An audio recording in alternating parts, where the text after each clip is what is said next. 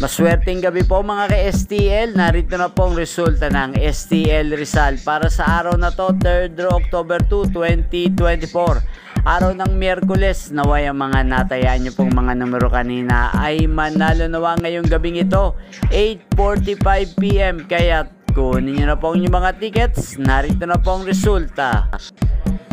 Para po sa STL Rizal, 3rd draw result, 8:45 PM. Ang mga numerong nanalo, 14 at 28 in exact order. Sa lahat po ng tumaya kanina para sa 3rd draw ng 14 at 28, congrats po sa inyo, panalo po kayo.